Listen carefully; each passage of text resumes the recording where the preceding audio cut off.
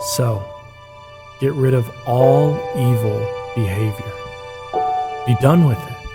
With all deceit, with hypocrisy, with jealousy, and all unkind speech.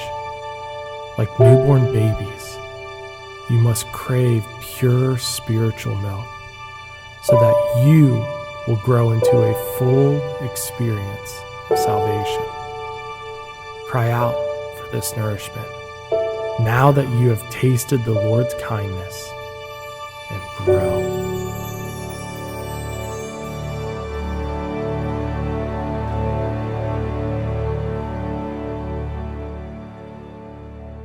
We're in the series called Grow, and the point of the series is to help you really grow closer to Jesus. Like, what does it practically look like to become a follower of Jesus? And we said a growing Christian is what you're supposed to be. None of us are at our final stage. And so before we begin, I need you to do something for me, and I need you to agree to do it before I tell you what it is. Sound good?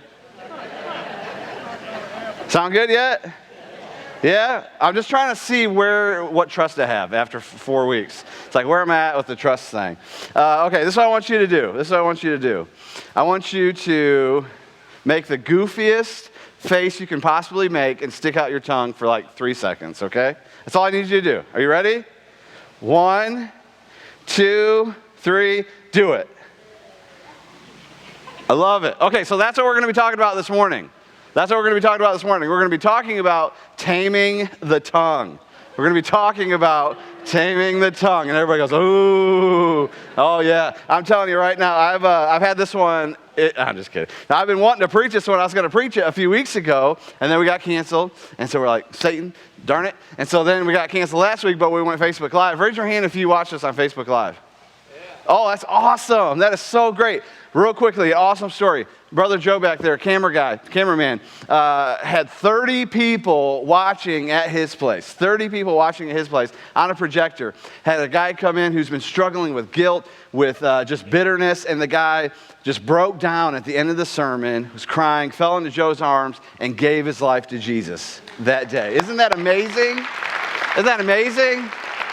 So good job, Joe. It's amazing what Christ can do through technology. It's just awesome stuff that God is doing here at Crossroads. But this morning, we're going to be talking about taming the tongue. And so my wife, Kirsten, asked me a few weeks ago, she said, what are you going to be preaching on, the following week? I said, well, I'm going to be preaching on James chapter 3, taming the tongue. And she goes, well, you should have a lot to talk about because this is your biggest issue, Like she laughed for probably 5 minutes, She's like, this is your biggest struggle. I'm like, yes, this is my biggest struggle, okay? But so taming the tongue is a big deal for me, and this is an important issue for all of us. This is a huge issue for all of us as believers and God knows this is a big issue because God knows that life isn't just about you and Him. It's not just about you and Him and your relationship with Him. It's about your relationship with Him and others. We know that it's about community, and nothing can kill community than an untamed tongue. Nothing can kill Christian community. Nothing can cripple a church faster than an untamed tongue. Jesus says that the mouth is really a revelation of the heart. That the mouth is really just a revelation of the heart, and we're going to talk more about that in just a few moments. But he says, from our hearts we speak. From our hearts, we put a Facebook status. From our hearts, we tweet. Yeah, I see some of your Facebook statuses, okay? From our hearts, we speak. And so that's what we're going to be talking about this morning is our tongues. We're going to be talking about our tongues. And maybe you've heard someone say, you've heard someone say something, and they're like, well, you don't know my heart. Have you ever heard someone say, you don't know my heart? I'm sure you have. Well, you don't know my heart. And you can say, well, I hear what you say. What you say is really a revelation of where your heart is. So today our big idea is taming the tongue is evidence of spiritual maturity, and spiritual growth. Taming the tongue is evidence of spiritual growth and spiritual maturity. That's what That's what taming the tongue is. It's evidence of spiritual growth and spiritual maturity. And so if you have your Bibles, open them up to James chapter 3. James chapter 3. Buckle in. It's going to be fun. It's going to be great. James chapter 3, and we're going to look at verses 1 through 2 to start. And we see that James is talking to teachers and people who are hearers. So in this room, we have people who are teachers who teach the gospel, who are like me, who stand on a stage and teach or lead a Sunday school class or do something like that, and they teach, and then he talks to the hearers, okay? And so in this section, we're going to talk to the teachers, and we're going to talk to the hearers. So James chapter 3, verse 1 says, "Not many of you should become teachers, my fellow believers, because you know that we who teach will be judged more strictly. We all stumble in many ways. Anyone who is never at fault in what they say is perfect, able to keep their whole body in check." And so James is saying he's saying we've all messed this up. We have all messed this up. We've all stumbled in many different ways. We've all not been able to control our tongue. And I know I've messed this up. You can just ask my wife. She'll say he has definitely messed this up. I'm sure some of you in here have messed this up with a coworker. You just said something and you're like, you just messed it up, or maybe with a spouse or a boyfriend, girlfriend, a teacher or whatever. But we've all messed this up. Some of my biggest regrets in life have come through something that I've said. Like, I don't know about you in this room, but some of my biggest regrets have come through what I've said. Have you ever been in a situation or a conversation and you're like, I wish I could get that back, and you can't? Have you ever done that? Our words matter. Our words are powerful. And so this is a deeply convicting passage of Scripture for me. Like what we're reading next, what we're reading now is deeply convicting to me. And it's something that I struggle with and I'm working on. And so I would ask you to really evaluate over the next several minutes, where are you at with this? I would like you to evaluate your heart. As we read the Scriptures and we talk more, evaluate, where do you stand with taming the tongue? Where is your heart at? If you're here this morning and you teach in some capacity, raise your hand. If you teach in some capacity, whether it's kids, adults, something, raise your hand. Let's see. Do it one more time. Okay, so this is a deeply convicting passage for you as well, because those who teach will be judged more strictly. So as teachers, we have an additional responsibility. And so if you're here and you're a teacher, you teach in some way, you teach the gospel, teach about Jesus in some way, I want to give you 3 quick things for you to take to heart. It's something that I wish I would have learned a lot younger. The first thing is to be more patient. If you desire to teach and lead from a stage, to be more patient. Be under someone else's teaching. Be under the guidance of someone else. Be under the authority of someone else for a while so you can learn from them. So many people just want to rush into leadership without being under some sort of authority. And I can't tell you, like looking back now, how many mistakes I could have avoided if I would have just been under the teaching of someone else instead of just being like, I want to go teach. So number 1 is be more patient. Number 2 is be a student all the time. Be a student all the time. I mentor several guys who want to be in ministry, who want to pastor, and they want to preach, but they don't like the Bible. Like they don't like to read the Bible, but they want to teach the Bible. Well, it's really hard to teach the Bible if you don't read it. So be a student all the time. If you desire to teach, be a student all the time. And then lastly, check your motives. These are real quick. Lastly, check your motives. Check your motives. 1 Timothy 4:16 says, keep a close watch on how you live and on your teaching. Stay true to what is right for the sake of your own salvation and the salvation of those who hear you. I've seen so many people who desire to lead and to teach about Jesus, not to make Jesus famous, but to make their own name famous. And so as Paul is saying to Timothy, check your heart. Check your heart, like before you run into teaching and lead, like check your heart. What are your real motives? What is the motive of why you want to teach? Because those who teach will be judged more strictly, so it's not something we ought to take lightly. And then secondly, James talks to the hearers. He says, we've all stumbled verbally. We've all stumbled with our tongues. We've all messed this up. So what James is saying, he's saying that there's always going to be rocks that we can throw at people. He's saying that there's always going to be rocks that we can throw at people. Someone's going to say something to you, and you're not going to like it, and maybe it's offensive, and you're going to say, oh, I'm going to take this rock and I'm going to hurl it at this person. In the sense of, when I'm not around this person and someone else gives me the opportunity to talk about this person, I'm just going to hurl rocks at them. She said this, or he did this, or they didn't do this, they didn't do that, and so I'm going to throw this rock. And James says, let's stop throwing the rocks. You know, because we don't like when rocks are thrown at us, right?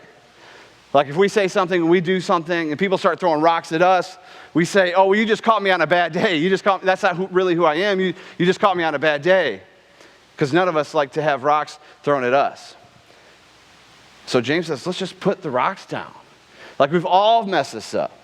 We've all stumbled verbally. We've all said things we shouldn't have said. So let's put our rocks down.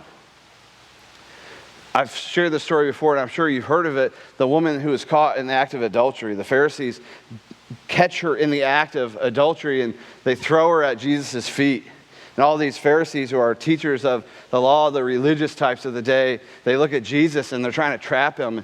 And they're saying, Moses says we have to stone her, we have to throw rocks at her to kill her because of her sin. And then Jesus doesn't really even pay attention to them. It says in the Gospels, and Jesus bends down and he writes something in the sand, and he just stood up and said, any of you who have not sinned, you can throw the first stone. You can throw the first rock. And what's interesting is that it says that they all walked away starting with the oldest. And some theologians think that Jesus was writing the men's sin in the sand. Interesting. But the person who could have thrown a rock, the person who had the most authority, the most justification for throwing a rock, Jesus, never did. The one who could have thrown a rock never did. And so why do we? Why do we throw rocks at people? And so like James says, we've all stumbled. We've all screwed this up. And so let's just drop the rock. So let me ask you this question this morning, is what rock do you need to drop? What rock do you need to drop? Maybe it's something someone said to you a long time ago. Maybe you're in a conversation with this person and this person hurt you verbally. They said something cutting. And so every time someone brings that person up, man, you grab this rock and you just start hurling insults about them. Maybe it's a past relationship. Maybe someone in the past hurt you, whether it's a spouse, a friend, coworker, whatever. And whenever that person gets brought up, you just got your pile of rocks and you're ready to just start throwing. Maybe it's a past church leader. Maybe it's a past pastor, some sort of church leader in the church, and they hurt you because they didn't do this for you, or that you thought they should have been there for you and they weren't there for you. And so anytime someone brings up that church or that pastor, you just start hurling rocks at them. Can we just drop our rocks? Because none of us are perfect. None of us are perfect. What rock do you need to drop this morning? As you sit here and you process, start thinking, God, what is the rock that I need to drop? When this person's name gets brought up, I just can't take it and start hurling insults. Let me ask you this question. Are you a coach or are you a critic? Because a coach is different than a critic. A coach is different than a critic. You see, a coach will see something that you do, and then they'll take you in private, and they'll have a discussion with you about your behavior or your actions, and they try to help you grow. A critic will see what you've done, and in public, try to make you look low. A critic tries to make you look low. A coach tries to help you grow. A critic wants to embarrass you in front of everyone. They don't care about your growth. They want to make you look bad. So are you a coach or are you a critic? Because you can say the same things in different contexts and get different results. So are you a coach or are you a critic? Let me ask you this question. How many of you in this room have a critic? How many of you in this room have someone in your life that you know is just criticizes and critiques everything that you do. I'm sure nobody in this room has ever critiqued me, but like at other churches, okay, a few laughs, okay, good. I know who you are, and now you're critiquing me. Are you a coach or are you a critic? This is a big deal. Second thing is this. I want you to think about this question. Do you present people on their best day or on their worst day? When someone asks you about somebody that you may not like or may not agree with, do you present that person on their best day or on their worst day? Because here's the deal. How we talk about others can shape how people think about that person. So how do you talk about people? Do you present them on their best day or on their worst day? Especially those people that have hurt you, that you don't like, that you're jealous of maybe even the people that you're jealous of, you wish you had this, you wish you had that. Do you present that person on their best day or worst day? Like, he's a good father. He is busy a lot, but he is a good father. He tries all he can to be home with his wife, with his children. Or are you kind of like, yeah, he's a workaholic. He's never home. He's not there for his family. He's not there for his kids. How do you present people? Because here's the deal, and this is what you have to really understand. We have to understand, is that how we talk about people, how you and I talk about people, really reveals the condition of our heart. How we talk about people reveals the condition of our hearts.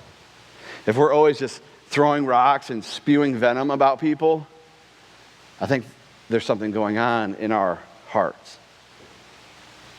So how do you present people, on their best day or on their worst day? So now we're going to get into the more tough stuff. James, open up your Bibles to James chapter 3, verse 3. James is now going to start talking about the tongue. He's going to start talking about the tongue. And it says, when we put bits into the mouths of horses to make them obey us, we can turn the whole animal. Or take ships as an example. Although they are so large and driven by strong winds, they are steered by a very small rudder wherever the pilot wants to go. Likewise, the tongue is a small part of the body, but it makes great boasts. Consider what a great forest is set on fire by a small spark. The tongue is also a fire, a world of evil among the parts of the body. It corrupts the whole body, sets the whole course of one's life on fire, and is itself set on fire by hell. All kinds of animals, birds, reptiles, and sea creatures are being tamed and have been tamed by mankind, but no human being can tame the tongue. It is a restless evil full of deadly poison. It's amazing the animals that we can tame. Like when you look at the circus, like circuses, you have lions and tigers and bears. Oh my! Like they have all. That just came to me. And we went to a mission trip on the south side of Chicago a couple years ago, and we had about 60 kids with us, and it was an awesome experience. And we went to the Shedd Aquarium in Chicago, and it was so cool to see these kids. Like they live in the inner city, south side of Chicago, and they've never seen Lake Michigan, ever.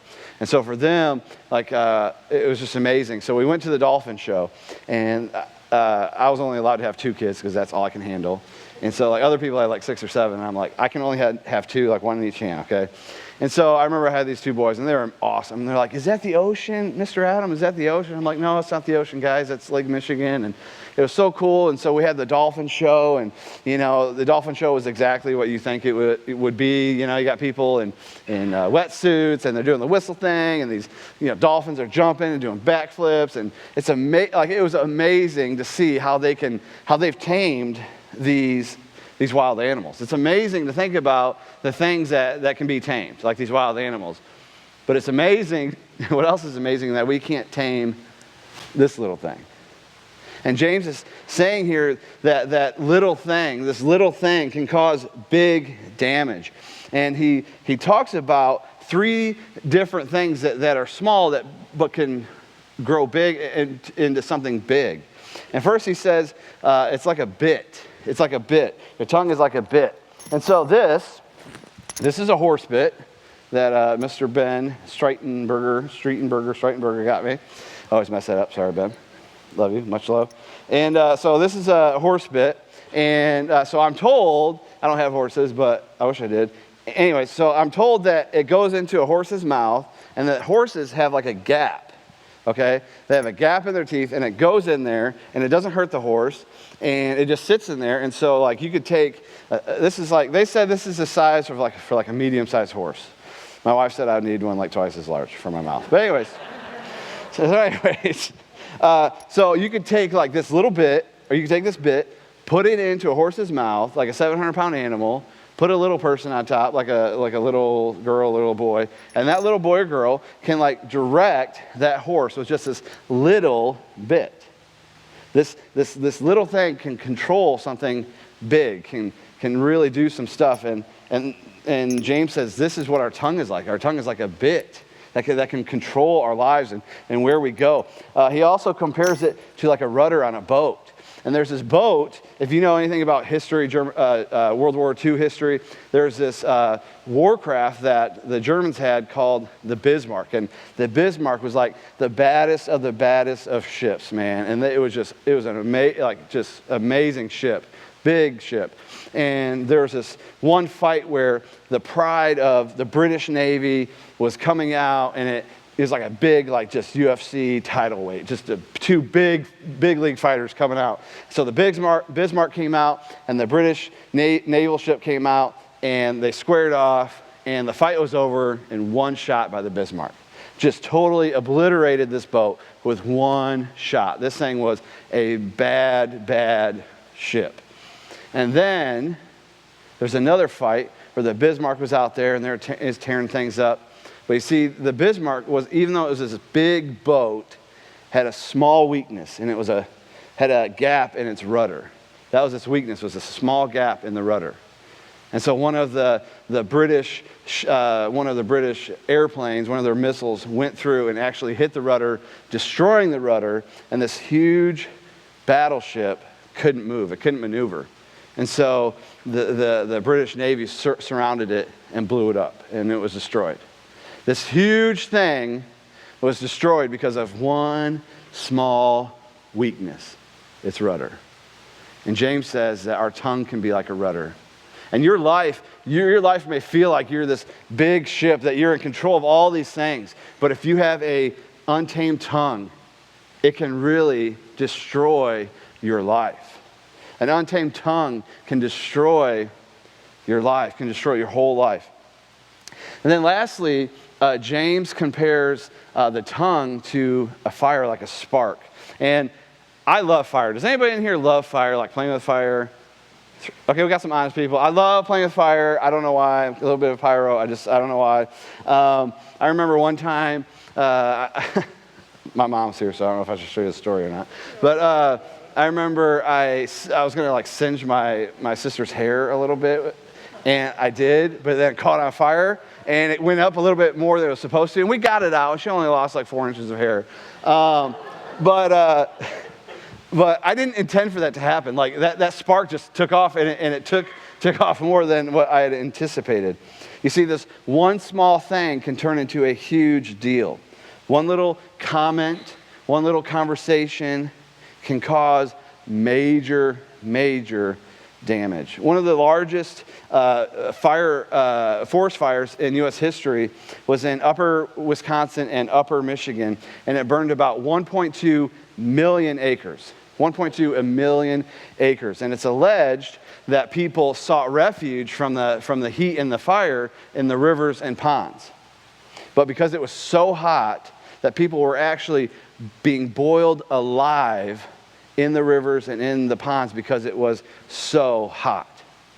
People who sought refuge in the rivers and ponds got boiled alive because of this fire. Now let me ask you this question. Do you think the person who accidentally started the fire intended that? Absolutely not. The person who started this fire did not intend for people to be boiled alive. But we see that one small spark can do major damage.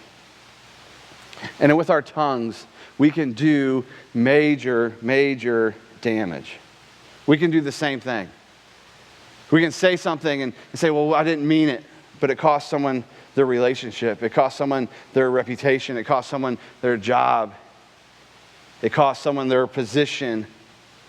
You can say, well, I didn't know that comment, this small comment, was going to lead to such tragedy.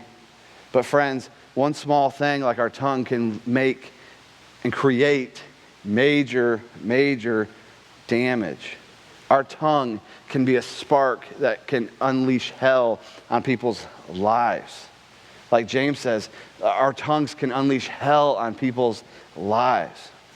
So let me ask you this question. How many of you have had your life set on fire because of what someone said? How many of us in this room have had our lives set on fire because of what someone said about us? Maybe even a tougher question.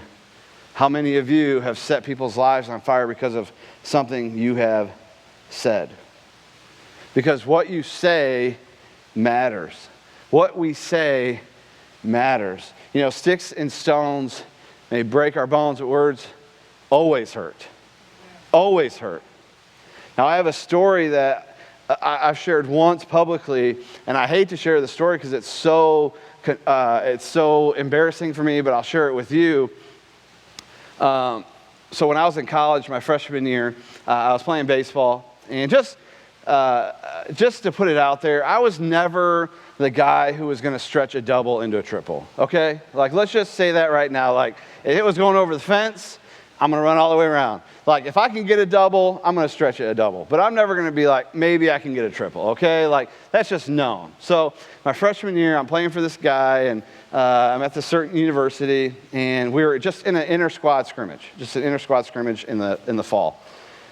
And I remember I was on second base, and this guy hit kind of a blooper to right field.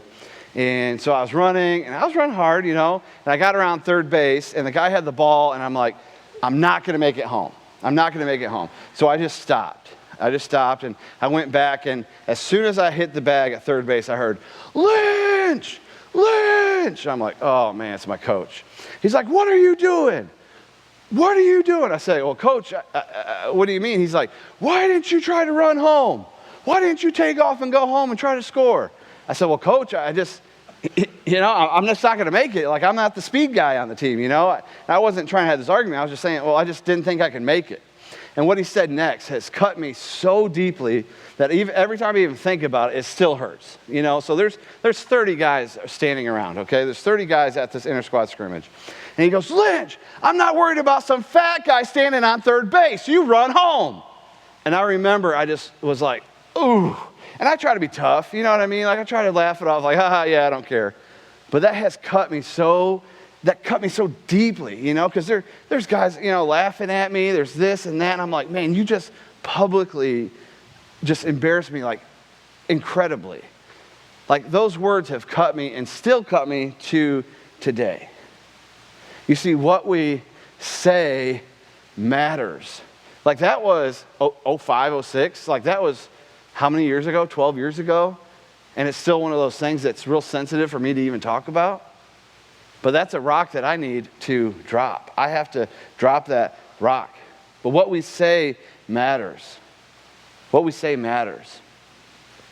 The Greek word for sarcasm, some of you might not like this, and I don't like this either because I can be sarcastic, but the Greek word for sarcasm is sarcasmos. Everybody say sarcasmos. Everybody say sarcasmos. Okay. The Greek word is sarcasmos for sarcasm. And what it means, literally, is to tear flesh. Sarcasm means to tear flesh. The writer of Proverbs, in Proverbs 12:18, says, the words of the reckless pierce like swords, but the tongue of the wise brings healing.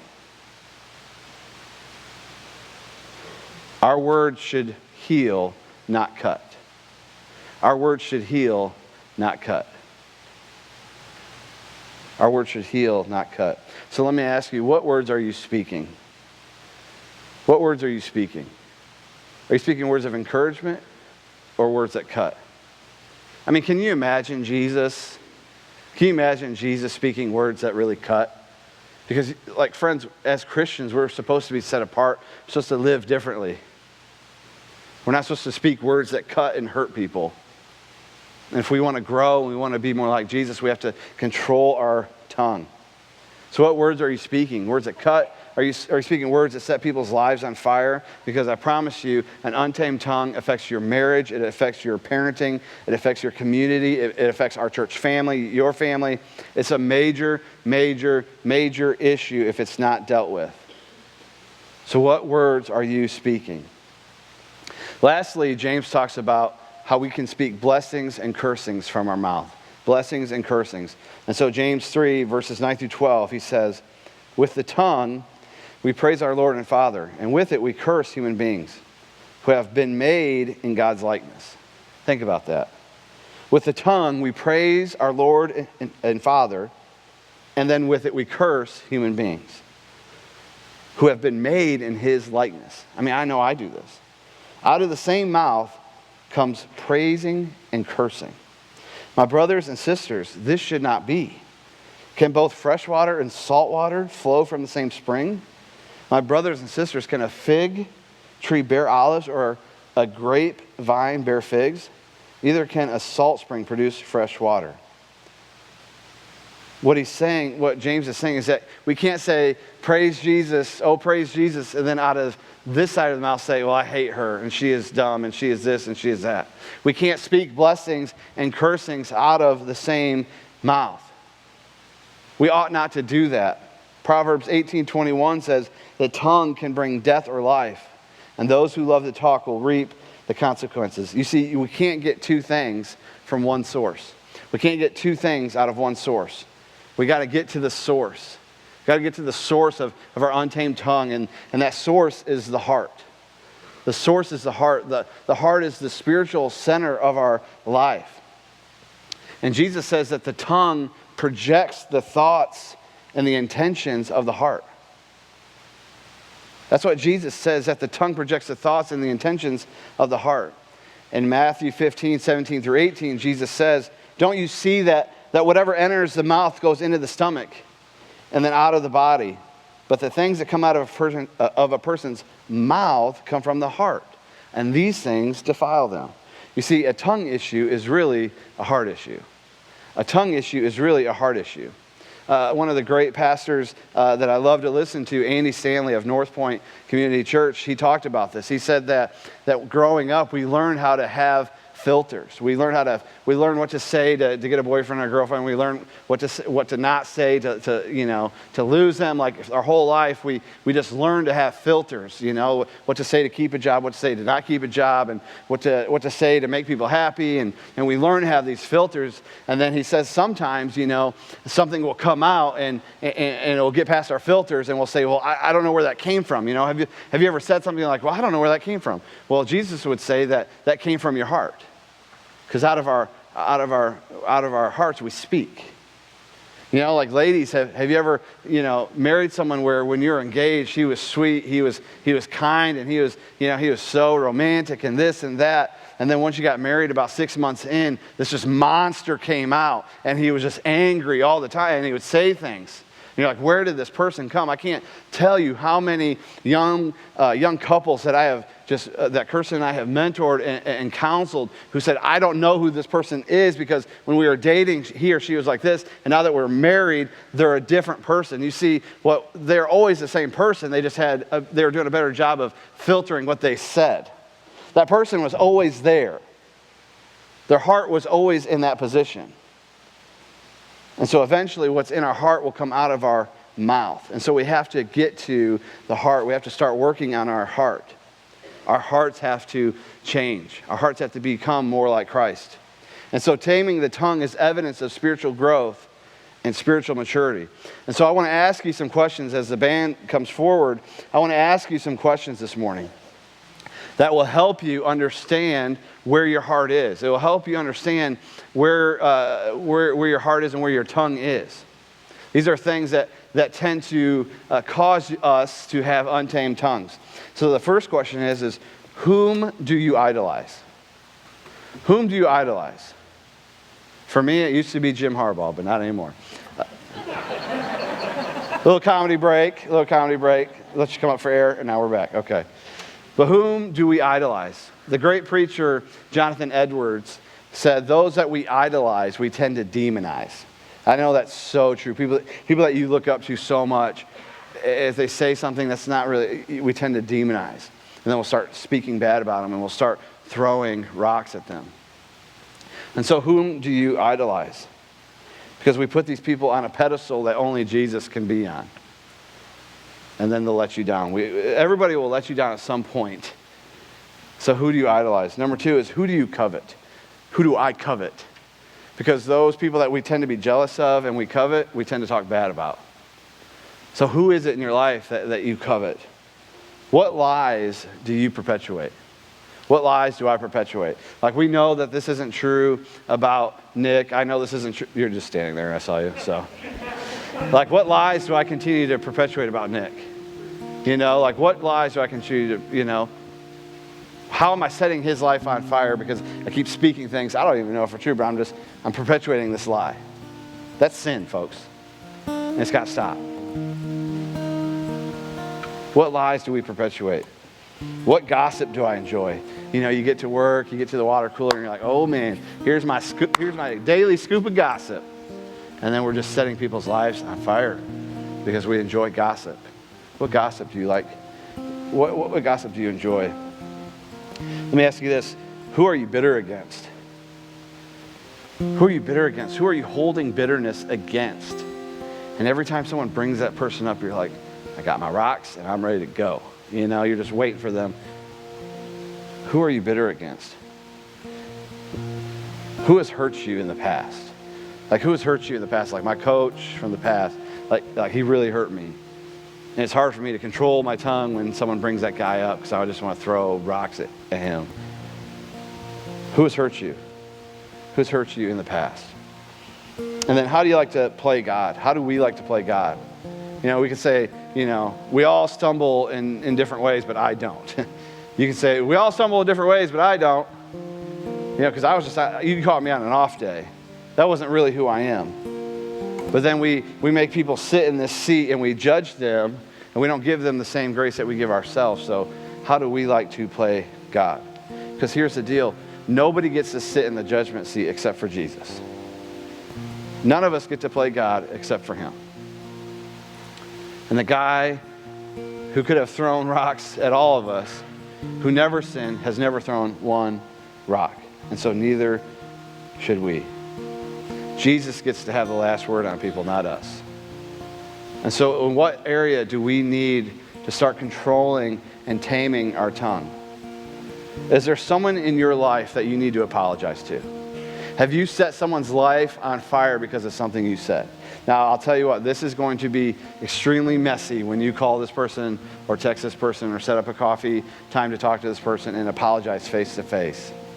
But I'm telling you, it will be so life-giving to you and to that person. There was a girl in college that I dated for like 13 months. And I remember I broke up with her over the phone. She was on speaker. I broke up with her over the phone. I had about 5 guys in the room, and they were all laughing as she was crying. And I was laughing too. And it just totally, just really wrecked her. And I was just, at that time in my life, I was just not who I am today. And I remember a year later, I felt so convicted about how I had treated her. I met her face to face. And I apologized for the words I said and the things I did. And she cried and I cried. And it was awesome to see how God, you know, we didn't become friends, but there was reconciliation. And so what God desires for you is reconciliation. You don't have to be friends with this person. But whose life have you maybe set on fire with your tongue? There needs to be reconciliation with that person. And is there someone that you're bitter with? Someone that you're bitter with that you need to talk to? Like someone has said something to you, maybe just an off-the-cuff comment, and you're like, I need to talk to this person because it's causing bitterness to take root in my heart. Because see, that's what Satan wants to do, is to cause bitterness in your heart, which will wreck you and wreck your spiritual life and wreck your relationship with Jesus. So who are you bitter with? Who are you bitter with? Dr. James Dobson said there's only one cure for the cancer of bitterness. That is to forgive the perceived offender once and for all with God's help. So who do you need to forgive? Who do you need to forgive? Are you starting fires with your tongue? Are you starting fires with your tongue? Are you spreading gossip? Are you spreading bitterness with your tongue? You see, here's the deal. It might not have blown up yet, but it will. But it will. Church families can be torn apart because of untamed tongues. So what fires are we spreading? Ask for forgiveness and stop spreading these fires. And get your heart right. Start digging into your heart and get into the why are we setting these people on fire? Why do I keep throwing rocks at these people? Why do I keep starting these fires? At the end of your rows, there's a bucket full of rocks. I want everybody to distribute a rock so you can get a rock. At the end of your rows, do that now. There should be rocks right there. All right. Just pass them down. I want everybody to have a rock in their hand. I want everybody to have a rock in their hand. So I'll wait. If we need extra rocks, we'll have them. But I want everybody to have a rock. Nobody's exempt.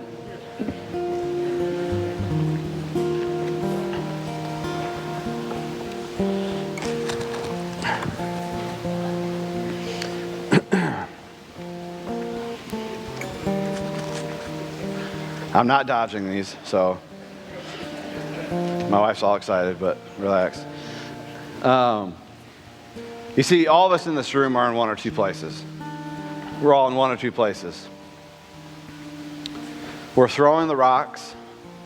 We're throwing at rocks at people we don't like, at people who we're bitter against, at people that we love to gossip about. We're throwing rocks and pelting those people. Or secondly, we're having rocks thrown at us. People are saying things against us, and then that in turn causes you to want to throw rocks back. And so we're going to sing one last song, and I want you to hold that rock. I want you to stand and sing this last song and hold this last rock. And I want you to think about, who am I throwing this at? Who are the people that I'm throwing this at? And then after we're done with the song and I come back with closing announcements, there's a bin, metal bin at the end of the row back here, right before you walk out, as a symbol. See, I'm big into symbols. As a symbol of you dropping that rock and say, I'm going to let go of this past hurt. I'm going to stop throwing rocks at him. I'm going to stop throwing rocks at this certain church, at this certain pastor, or this certain thing. I'm going to let this thing go. I'm going to stop throwing rocks. I'm going to stop burning up lies with my tongue. As a symbol of that act, as you walk out, I want you to drop your rock into that bin. As a symbol to God, declaring, I am no longer going to throw rocks at these people. Because as James said, we have all stumbled. We've all stumbled. We've all sinned and messed up verbally in different ways. So none of us have the right to throw rocks at other people. As hard as that's going to be, as a symbol, just throw it in that bin back there. And this might be something that you have to throw down every single day. Every single day, dropping that rock, until finally, it's not something that you even want to pick up anymore.